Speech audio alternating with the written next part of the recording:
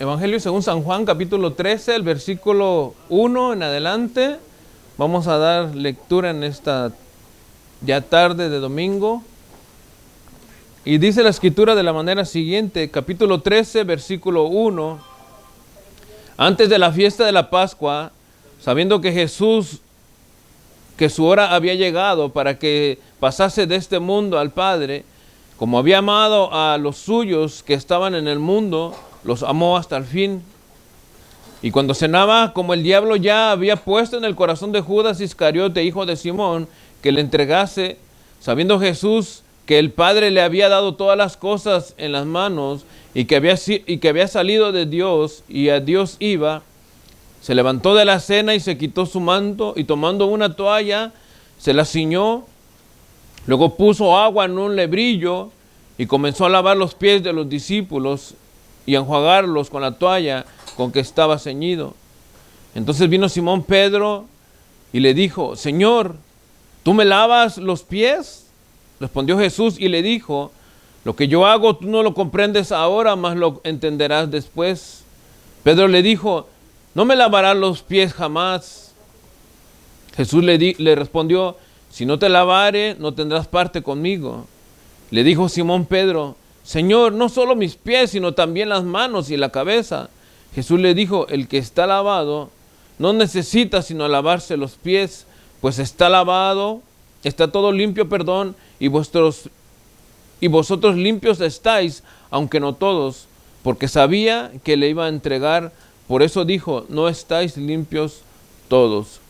Amén. Vamos a orar, cerremos nuestros ojos. Señor y buen Padre, te damos las gracias en esta tarde y te bendecimos, Señor, y como siempre, cada domingo esperamos podernos reunir para venir a escuchar tu palabra, Señor, y no porque sea el único día que lo hacemos, sino porque en comunidad, como iglesia, Señor, venimos a recibir tu consejo, a recibir tu instrucción, a recibir, Padre, palabras de aliento, Señor, y no que sean, Padre, las que nos motiven a continuar una semana más, sino a ser fortalecidos, Señor, para seguir creyendo tus promesas, Señor, y seguir adelante en esa espera, Señor, que para nosotros será, Señor, gloriosa cuando tú vengas a levantar tu iglesia, Señor. Pero mientras, Padre, aquí estamos y seguiremos estando, buscando de ti, anhelando tu presencia, Señor, y no siendo como aquellos, Padre, que están como las olas del mar, que vienen y van, Señor, y que se presentan y no se presentan, sino que estamos aquí firmes, pendientes, Señor amado, de tu advenimiento, Señor, y la redención de nuestras vidas, Padre. Te damos las gracias por eso, Señor, y rogamos también, Padre, que este mensaje pueda hacer efecto en aquellos que no te conocen. En el nombre de Jesucristo te doy las gracias, Señor. Amén. El tema que vamos a estar llevando a cabo en esta tarde lleva por título La enseñanza en el lavamiento de los pies por Jesús. La enseñanza en el lavamiento de los pies por Jesús. Ciertamente es un tema que es, pudiéramos decirlo hasta cierto punto controversial, porque cuando leemos el Evangelio de Juan, quizá por primera vez, y queriendo o tratando de entender las Escrituras, jamás pudiéramos pensar que llegaremos a encontrar una escena donde el que es señalado por el mismo apóstol Juan como el Verbo encarnado, según el capítulo 1 y el versículo 14, el que estuvo con Dios desde el principio y que es Dios, según también el capítulo 1 y el versículo 1, y que implícitamente descrito por Jesús mismo como Hijo de Dios, según el capítulo 2 y el versículo 16, hermano, el hombre que la mujer samaritana identificaría como el Salvador del mundo, el Mesías, en el capítulo 4, verso 42, y algunas quizá otras definiciones más que pudiéramos encontrar de Jesucristo en este Evangelio, jamás pensaríamos que pudiéramos leer que alguien de ese nivel, con esas características que hemos mencionado, se molestaría o pensaría por lo menos en tener que lavar los pies a un hombre pecador o a hombres pecadores. Al contrario, pudiéramos pensar que el pecador será el que estaría obligado a lavar los pies al maestro con esas características que hemos señalado.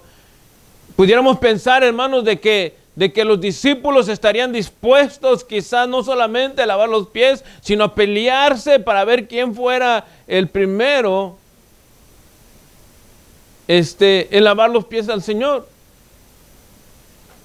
Pero quizá, hermanos, cuando nosotros pensamos en todo esto que les acabo de mencionar, ¿verdad? De que el hombre de Dios, o hablando de Jesucristo como con las características que le mencioné, si fuera en nuestro caso estas características, si fuéramos nosotros, hermanos, los que tuviéramos estas características, jamás pensaríamos o tuviéramos el pensamiento de que, hermanos, nosotros tendríamos que ir a lavarle los pies a alguien. Por la arrogancia, por la falta de humildad, por ser egoístas, porque tenemos ciertos títulos, porque tenemos, hermanos, una posición donde pudiéramos pensar de que no es para nosotros, hermanos, esa tarea. Pero cuando leemos el Evangelio de Juan, hermanos, y encontramos que Jesucristo le lavó los pies a los discípulos, yo solo puedo pensar, hermanos, en las enseñanzas que nos deja alguien tan bueno, tan noble, tan lleno de amor como lo es y lo fue nuestro Señor Jesucristo. Y por eso quiero en esta tarde, hermanos, hablarles de 3 principios que enseña Jesucristo en el lavamiento de los pies a sus discípulos. Y aunque va a ser, hermano, considero yo que es un tema importante. Yo no sé si me va a dar tiempo de terminarlo y por eso quiero hacer esta anticipación, para que si no lo termino hoy, lo voy a dejar en continuación y la próxima semana volvamos a reunirnos y llevemos en adelante esta segunda parte, ¿verdad? Pero si me da tiempo, lo voy a terminar a hoy, porque no quiero omitir ningún detalle de lo que les quiero hablar, para poder ver, hermano, estas enseñanzas o estos 3 principios que enseña Jesucristo en el lavamiento de los pies a sus discípulos. Y el primer principio, ya entrando en el tema, el primer principio de Jesucristo, hermanos, cuando le lavó los pies a los discípulos, es el gran amor que tenía Jesús para ellos y para sus seguidores. El amor que tenía Jesús para sus discípulos, y no solamente, hermanos, para sus discípulos, sino para todos aquellos que le seguiríamos después, hermanos, porque este acto traía efectos no solamente momentáneos o del momento, sino que traía efectos que vendrían, hermano, a abarcar hasta nuestros tiempos, ¿verdad? Como seguidores de Jesucristo. Algo importante, ¿verdad? Y vamos a ir entrando en el tema. Algo importante que cabe mencionar es que estamos en este capítulo 13, iniciando en el versículo 1, estamos a vísperas, hermanos, de la Santa Cena o de la última cena del Señor. Todavía no se celebraba la cena, ni siquiera, hermanos, se había preparado la Santa Cena, pero eso no limitó al Señor para dar a conocer el gran amor que tenía por sus discípulos y por sus seguidores. Y leemos en el versículo 13, en el capítulo 13, versículo 1, de la manera siguiente: antes de la fiesta de la Pascua, sabiendo que su hora había llegado para que pasase de este mundo al Padre, como había amado a los suyos que estaban en el mundo, dice, los amó hasta el fin. El gran amor que Jesús tenía por sus seguidores, por sus discípulos. Dice que Él sabía que su hora había llegado para que pasase de este mundo terrenal a la presencia del Padre, hermanos. Y había amado a los suyos, dice, y los amó hasta el fin. Estaba por celebrarse la fiesta de la Pascua, como ya les había dicho. lo que significaba en la última cena. La fiesta de la Pascua, y quiero hacer un poquito de contexto en esto, la fiesta de la Pascua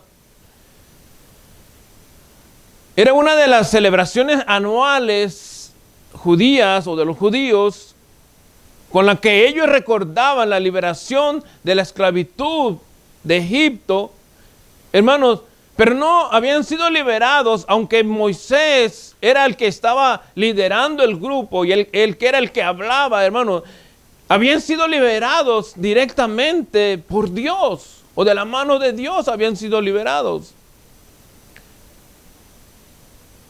Y en el momento, hermanos, que se celebra la Pascua, estaba también por caer una plaga que iba a acabar con muchas personas, o en este caso con muchos primogénitos.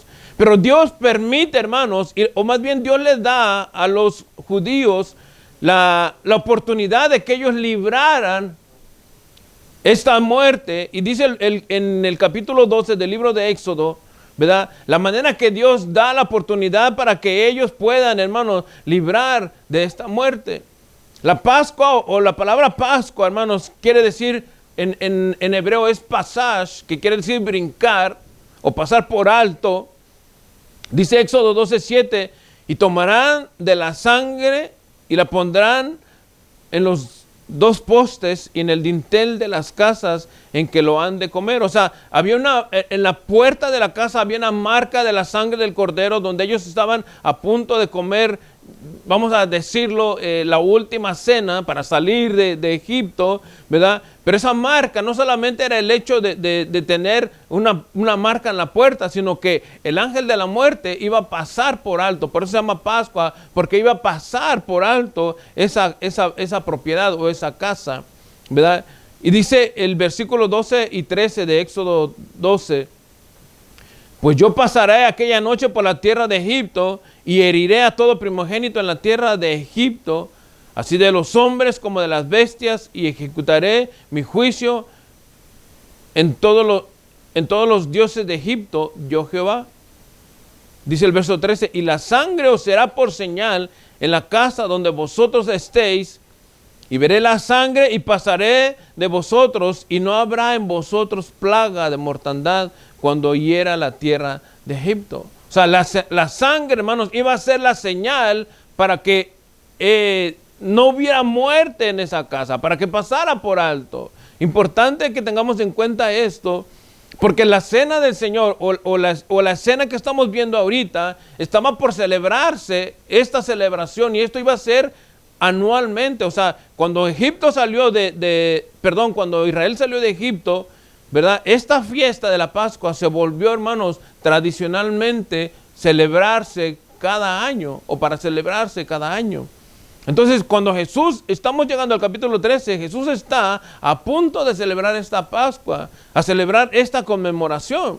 Y es aquí, hermano, donde la realidad del amor de Cristo, hermano, se manifiesta. Pero no es que Cristo, hermano, haya manifestado su amor, hermano, hasta el momento de que murió en la cruz y derramó toda su sangre, sino que comenzó a hacerlo desde el momento que decidió obedecer al Padre.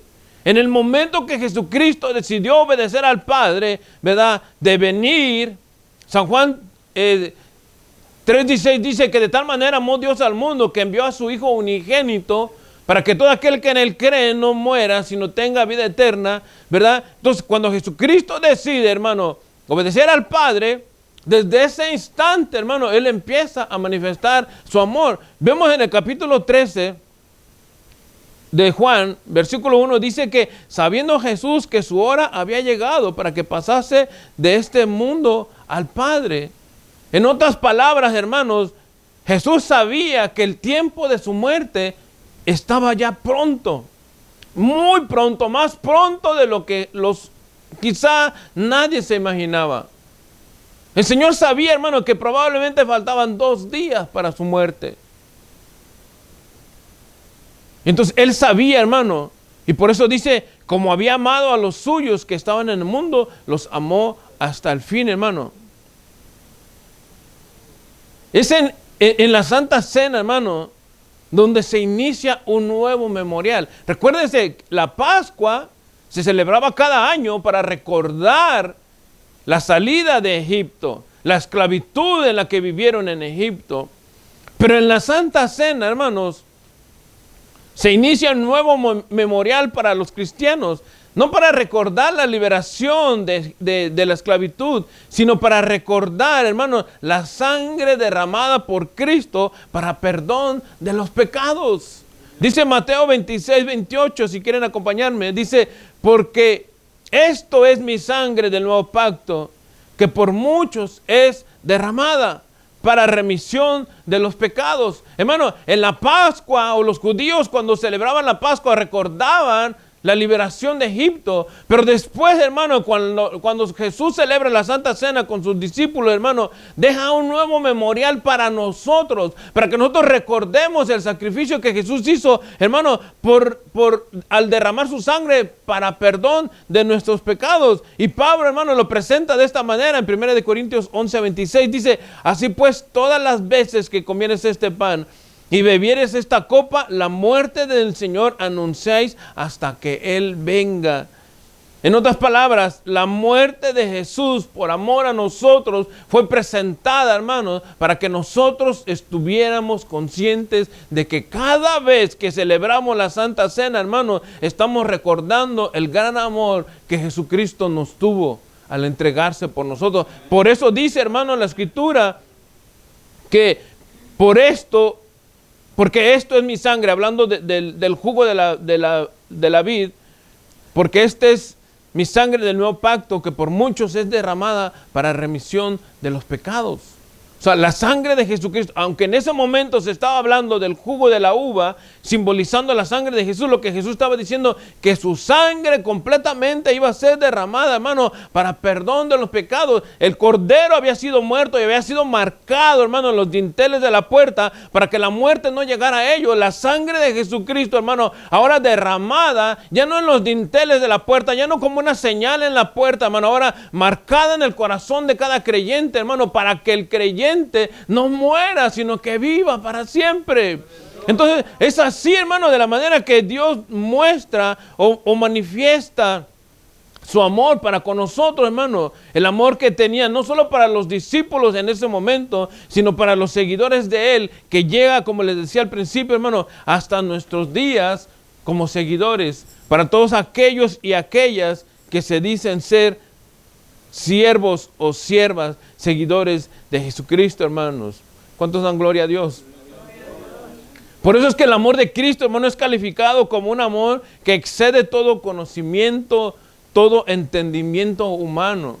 O sea, la gente puede decir, Cristo murió para perdón de pecados, pero no entienden todo el amor que estaba, hermano, manifiesto en la muerte de Jesús. No se entiende, hermanos, por qué Cristo, humanamente hablando, no se entiende que Cristo al morir en la cruz estaba, hermano, manifestando un amor incomprensible.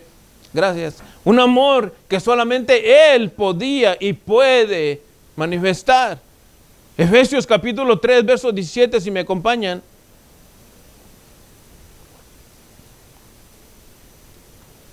Este es un amor, hermano, que sobrepasa todo entendimiento,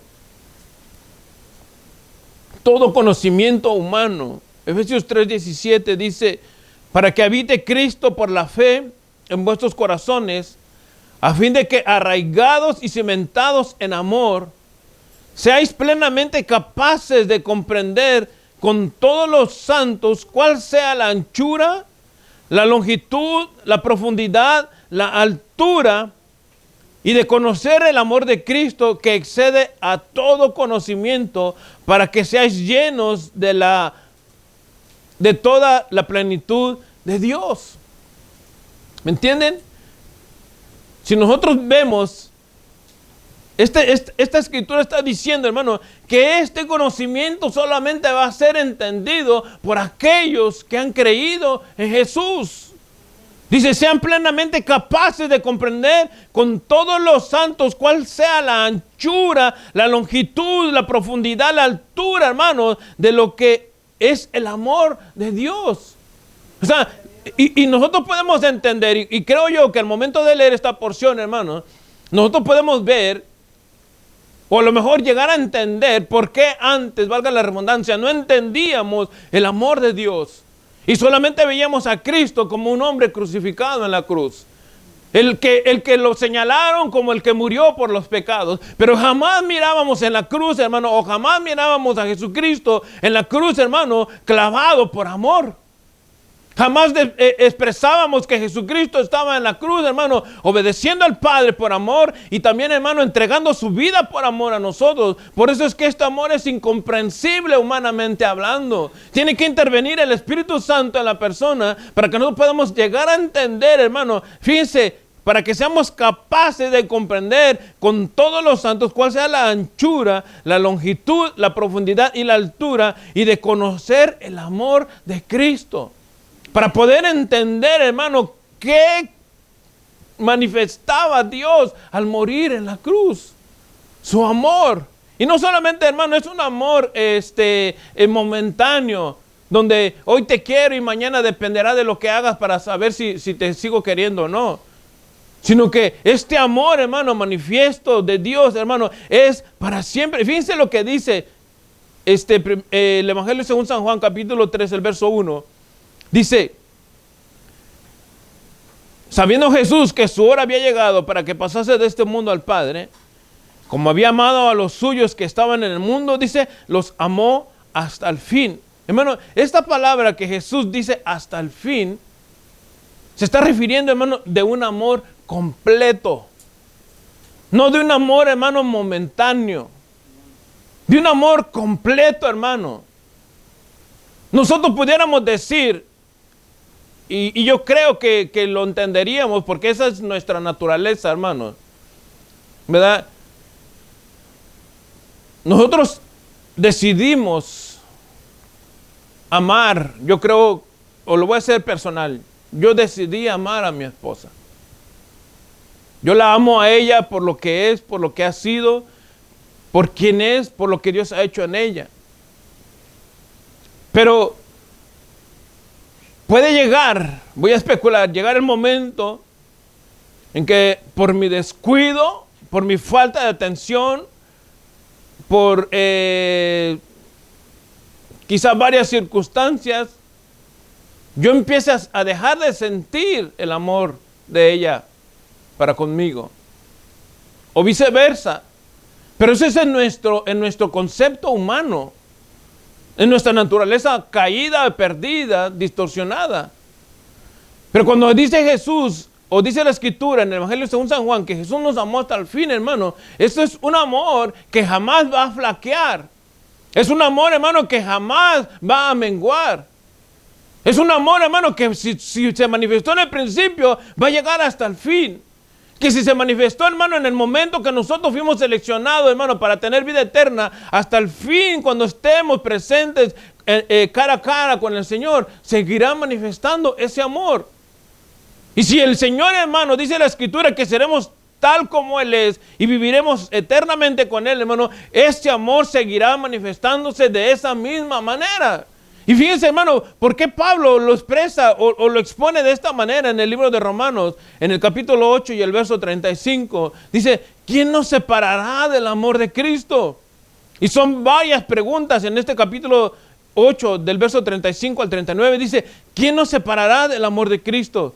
¿Tribulación o angustia? ¿O persecución? ¿O hambre? ¿O desnudez? ¿O peligro? ¿O espada? ¿Qué de todo esto nos puede separar del amor de Cristo? Verso 36 dice, como está escrito, por causa de ti somos muertos todos, todo el tiempo. Somos contados como ovejas de matadero. Antes en todas estas cosas somos más que vencedores por medio de aquel que nos amó. Verso 38 dice, por lo cual estoy seguro de que ni la muerte, escuchen esto, ni la muerte, ni la vida, ni ángeles, ni principados, ni potestades, ni lo presente, ni lo porvenir, ni lo alto, ni lo profundo, ni ninguna otra cosa creada nos podrá separar del amor de Dios que es en Cristo Jesús, Señor nuestro, hermano. ¿Por qué? Porque este amor, hermano, es perfecto y es un amor hasta el fin. ¿Quién nos podrá separar del amor de Dios, hermanos? Hermano, cuando nosotros espero que cuando nosotros entendemos esto que le estoy diciendo, hermano, lo único que nosotros deberíamos de reaccionar o a lo único que deberíamos de tener, hermano, en cuenta es de no fallarle al Señor. De que, hermano, si Él se dio el todo por nosotros, nosotros deberíamos de darnos el todo por Él. De no flaquear, hermano. De no menguar. De estar allí al pendiente, de estar siempre buscando de la presencia del Señor. El amor de Dios se manifestó no solamente para sus discípulos en ese momento, hermano. Hermano, la fiesta de la Pascua aún no se había celebrado. Pero el Señor ya había manifestado su amor. En el momento, hermano, que el Señor, hermano, mandó a su Hijo, que nació de la Virgen, que caminó entre nosotros, hermano, y como dice Juan, hermano, y vimos su gloria, gloria como del unigénito Hijo de Dios, hablando, hermano, por lo menos físicamente los que estaban en ese momento, que vieron al Señor, y que ahora a través de Jesucristo, a través de su muerte, hermano, nosotros tengamos oportunidad para vivir eternamente con Él, hermano. ¿Cómo nosotros nos vamos a separar de este amor de Dios? ¿O quién nos separará del amor de Cristo, hermano? ¿Quién podrá separarnos de este amor tan grande? Hermano, pensemos esto. Fíjense, cuando dice tribulación, ¿qué piensan? ¿Qué les viene a su mente cuando se habla de tribulación? ¿Qué viene a tu mente cuando escuchas quién nos separará del amor de Cristo? ¿Tribulación? ¿Los problemas? Hermano, que tu esposo te diga que te va a dejar o que tu esposa te diga que te va a dejar, ¿eso te va a separar del amor de Dios? Empezarás tú a pensar, hermano, si es verdad que Dios existe, ¿por qué me va a dejar mi esposo? ¿Por qué me va a dejar mi esposa? Entonces allí ya, hermano, el amor de Dios empieza a menguar. La angustia de vivir, hermano, solo o sola, eso te va a separar del amor de Dios. La angustia, hermano, de saber si mañana tendrás para comer o no tendrás, eso te separará del amor de Dios. La angustia, hermano, de pensar que el doctor te dijo, hermano, tienes tienes tú una enfermedad terminal y te quedan 5 o 6 días. Hermano, estar pensando en la angustia de que se acerca el último día, eso te separará del amor de Dios. Hermano, nosotros tenemos que tener en cuenta cada palabra que está escrita aquí. ¿Quién nos separará del amor de Cristo? ¿Tribulación? ¿Angustia? ¿Persecución? Que te digan que eres cristiano o que te califican como cristiano, hermano, y que te digan que vas a ser muerto por ser cristiano, entonces tú vas a decidir si sigues siendo creyente o no. Hermano, es que son palabras que uno tiene que meditar en ellas. O sea, el amor de Dios es manifiesto para con nosotros, ¿verdad? Y lo vemos a través de la muerte del Señor. Pero cuando nosotros vemos ahora la otra parte de la moneda, ¿quién nos separará del amor de Cristo, hermano? Y esto Pablo lo está diciendo. O sea, ¿por qué? Porque el amor de Dios es completo, es hasta el final. Tribulación, angustia, persecución, la hambre, la desnudez, el peligro, la espada, la misma muerte te separará de Dios. Hermano, fíjense bien, dice el verso 38, por lo cual estoy seguro que ni la muerte ni la vida.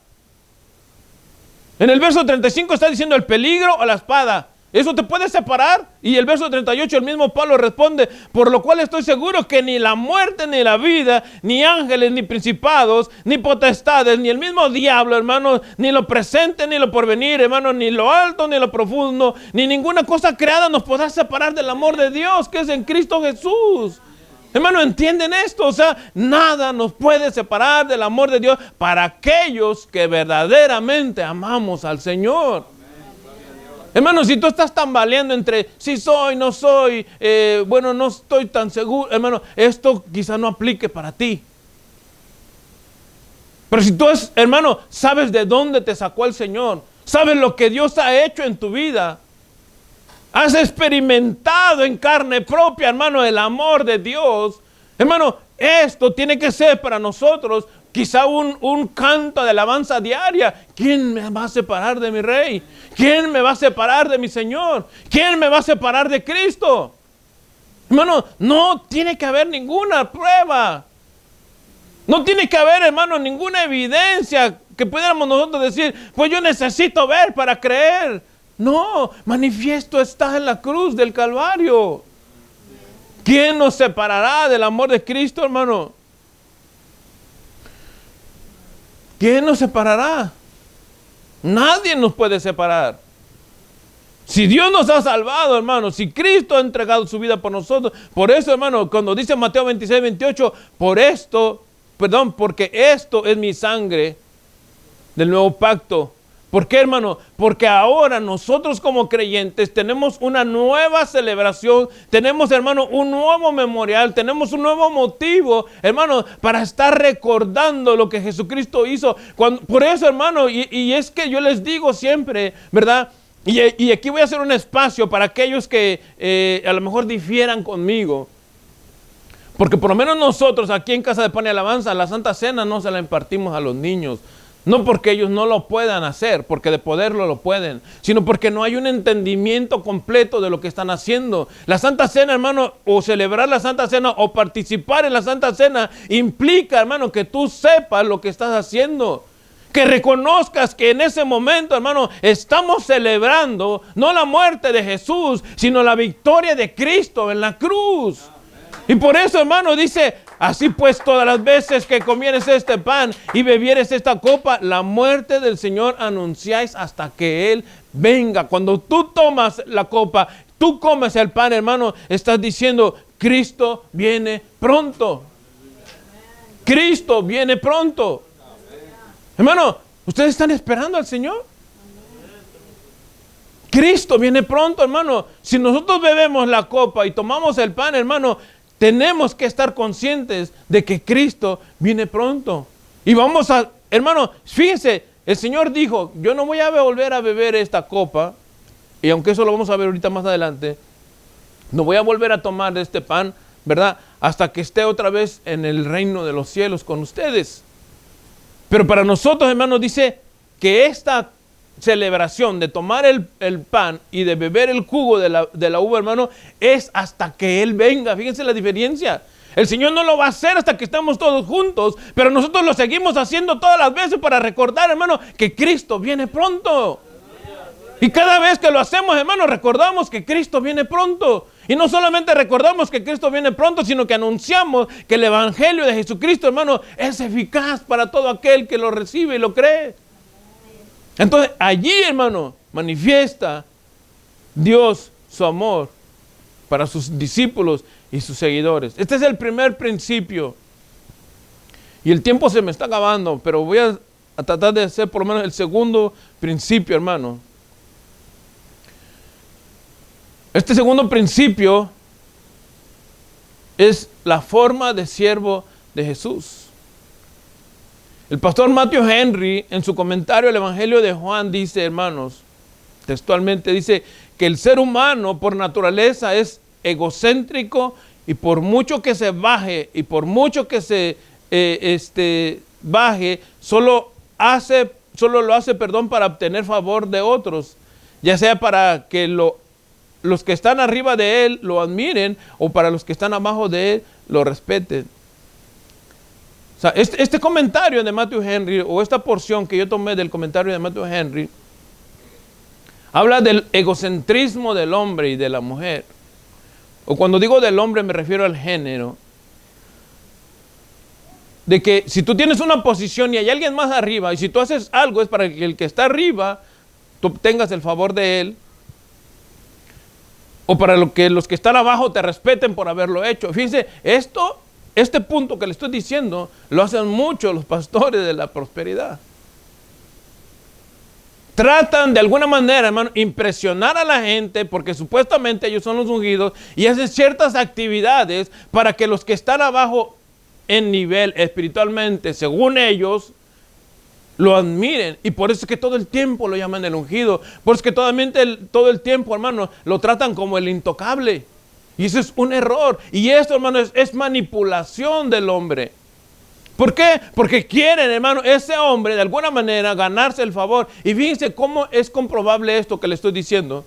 Porque estos personajes que están llamémosle inferiores, porque ellos lo miran de esa manera, aunque dentro del evangelio no hay inferiores, todos somos iguales, todos somos lavados por la misma sangre de Jesucristo. El Señor pagó el mismo precio por todos, tenemos la misma, hermano, el mismo nivel de hijos de Dios todos. Que unos y otros tengamos ciertas responsabilidades, compromisos o llamados diferentes dentro, hermano, del reino de Dios, eso es otra cosa. Pero como personas del reino, hermanos, todos estamos al mismo nivel. Pero estos hombres lo hacen de esa manera, hermano, para que ellos puedan, hermano, subirse, entre comillas, a los hombros de ellos. Y así poderlos exprimir y sacarles. Este no fue el caso de Jesús. Dice el versículo 4, hermanos, en el capítulo 13, versículo 4 del Evangelio de Juan, que estaban cenando cuando Jesús, dice el verso 4, se levantó de la cena y se quitó su manto y tomando una toalla, se la ciñó. O sea, esto, lo que está diciendo, hermano, es que ellos estaban participando de la cena ya. Estaban comiendo la cena. Cuando Jesús se levantó, se quitó su manto y tomó una toalla y se la ciñó. ¿Saben cuál era el contexto cultural de este momento? Hermano, lavarse los pies en los tiempos bíblicos no era una cuestión, hermano, de ceremonia o de actividad religiosa. Como hoy lo vemos, hoy lo vemos en la iglesia popular que se para allí el fulano y le lava los pies a todo el mundo, hermano. Y eso se mira como un acto religioso, a lo mejor entre comillas, si lo quieren ver, de bondad y de humildad.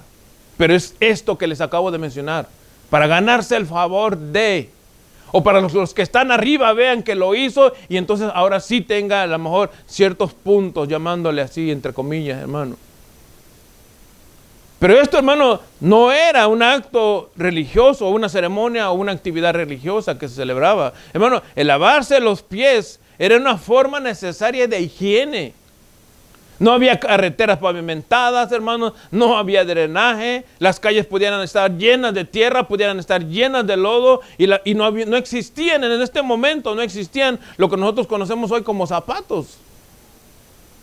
Todo el tiempo andaban con los pies descubiertos. Si andaban con sandalias o con algún tipo de calzado que tenían en ese momento, pero los pies estaban descubiertos. Llegaban a las casas con los pies todos polvorientos, sucios, hermanos. Entonces, lavarse los pies era para evitar enfermedades, para evitar, hermano, quizá posibles lesiones en los pies. Pero el punto aquí, hermano, para que nosotros podamos entender este contexto de lo que el Señor hizo, la actividad de lavarse o lavar los pies no era, hermano, de que el dueño de la casa, si llegaba a la visita, él le tenía que lavar los pies a la gente que llegaba. Este trabajo estaba delegado para los esclavos. Y fíjense bien, había esclavos judíos, pero ese trabajo no se lo delegaban a los esclavos judíos. Ese trabajo se lo delegaban, hermano, a los esclavos gentiles. O sea, los de más bajo nivel eran los que le tenían que lavar los pies a la gente.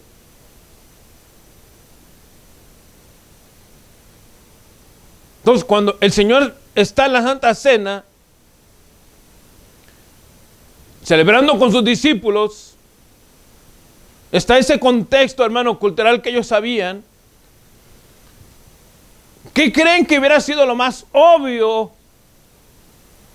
Sabiendo qué persona era Jesucristo, sabiendo quién era Jesús, hermano, sabiendo lo que se estaba celebrando, ¿cuál sería la actitud más obvia de los discípulos para con el Señor? Yo creo, hermano, que los discípulos pudieran haber aprovechado ese momento, hermano, para levantarse, para lavarle los pies al maestro, hermano, para exaltarlo, para alabarlo, para glorificar su nombre, si es que ellos habían creído de verdad lo que Jesús les decía quién era. Pero no lo hicieron. ¿Sabe qué era lo que estaban haciendo ellos en ese instante? ¿Alguien sabe, hermano, qué es lo que estaba pasando en ese instante en la Santa Cena? Aunque esto, hermano, lo vemos de una manera armonizada en los evangelios, Juan nos presenta esta actitud o esta escena de Jesús. Pero Lucas dice otra cosa. Vean conmigo en el Evangelio según San Lucas, capítulo 22 y el verso 24.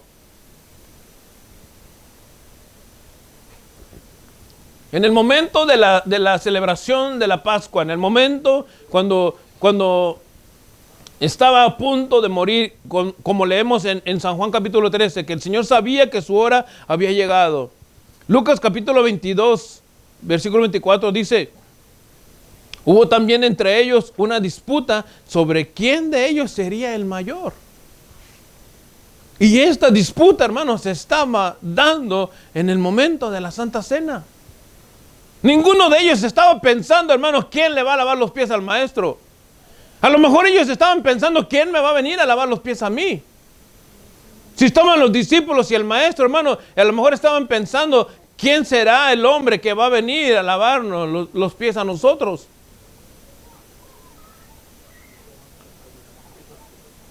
Fíjense que Jesús, en el contexto de este capítulo 22 de Lucas, hermano, le estaba diciendo que no volvería a comer el pan y a beber del vino hasta que el reino de Dios venga. Pero los discípulos, hermanos, estaban discutiendo de quién sería el mayor cuando Jesús ya no estuviera.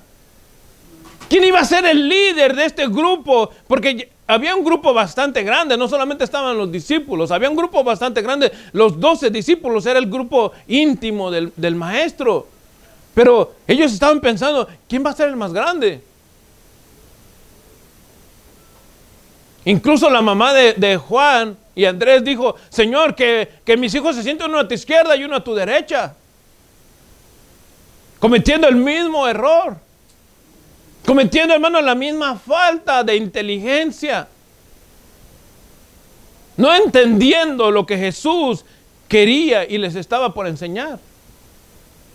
El verso 25 de Lucas 22 dice, pero él les dijo, los reyes de las naciones se enseñorean de ella, y los que sobre ella tienen autoridad son llamados bienhechores. Mas no así vosotros, sino sea el mayor entre vosotros como el más joven, y el que dirige como el que sirve. El verso 4 y 5 dice, hermano, se levantó de la cena y se quitó su manto, y tomando una toalla se la ciñó. El verso 5 dice, luego puso agua en un lebrillo y comenzó a lavar los pies de los discípulos y enjuagarlos con la toalla con que estaba ceñido. Dando, hermano, a entender con el ejemplo lo que él mismo estaba diciendo en el verso 26. Mas no así vosotros, sino sea el mayor entre vosotros como el más joven y el que dirige como el que sirve. El Señor dijo, hermano, en una ocasión, yo no he venido, hermano, a que me sirvan, sino yo he venido a servir y a salvar lo que se había perdido. Hermano, el Señor vino a la tierra, hermano, para darnos ejemplo. Y esto que le estoy enseñando, hermano, estas enseñanzas en el lavamiento de los pies por Jesús, hermano, son un ejemplo para nosotros como creyentes. Hablamos del amor manifiesto de Dios. Hoy, hermano, hablamos de la forma de siervo de Jesús.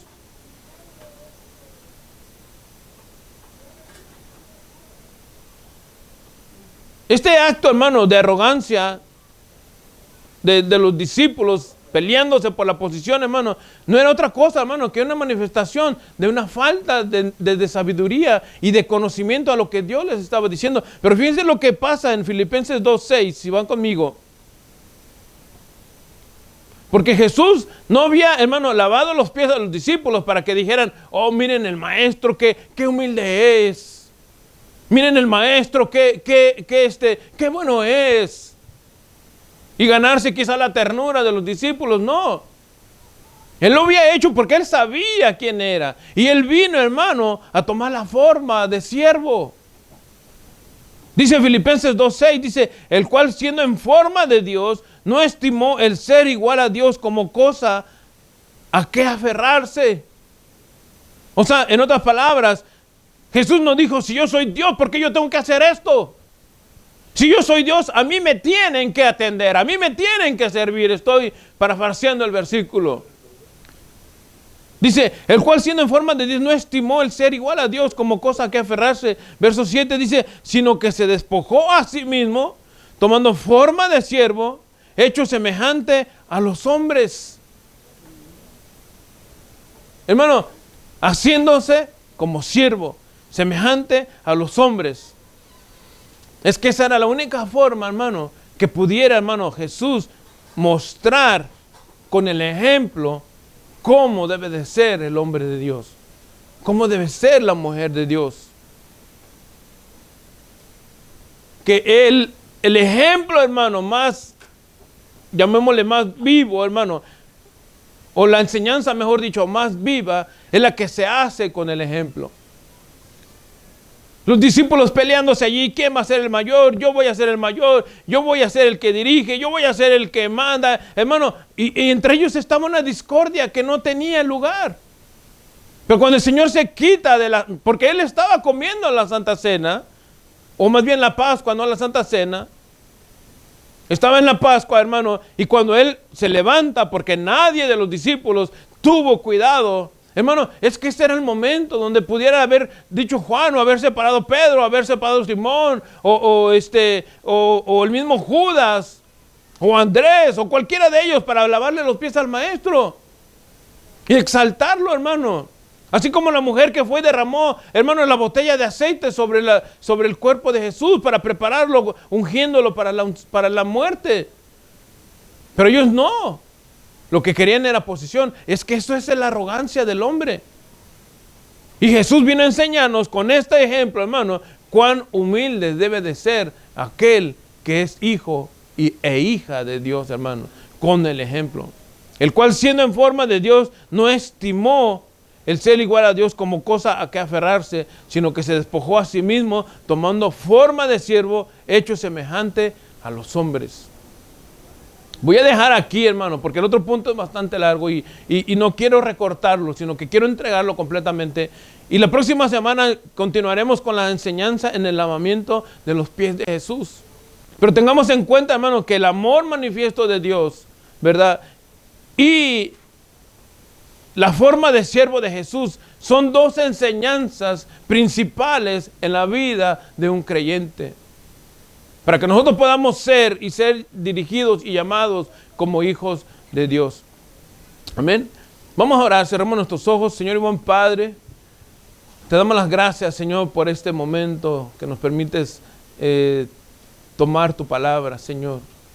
Y aunque vamos a hacer una pausa, no lo hacemos, Señor, con el fin de salir, sino que queremos entregarla completa, Señor amado. No quiero omitir nada de estos puntos tan importantes, Señor.